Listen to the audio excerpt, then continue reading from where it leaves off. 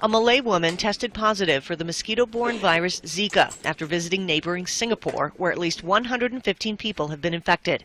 Malaysia's Minister of Health spoke to reporters on Thursday. This was the lady who returned from Singapore on the 21st of August, and a week after her return presented with features of Zika and has been found tested positive for Zika in her urine.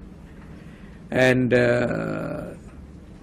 this is the first reported case, confirmed case of Zika in our country. The virus has spread through the Americas and the Caribbean, but according to the U.S. Centers for Disease Control, Singapore is the only Asian nation with an active Zika transmission so far. Singapore authorities detected infections in people living outside the initial outbreak area and have identified a potential second cluster. A pregnant woman was among the victims, they said.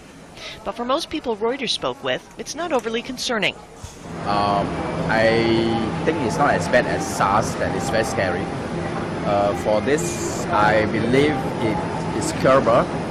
People just, of course, it's unpreventable from mosquito bite, but I believe, to me, it's not that threatening in a sense. Government officials in Indonesia have said at least one of their citizens living in Singapore has tested positive for Zika. Chinese officials have said at least 21 of their citizens living in Singapore have contracted the virus.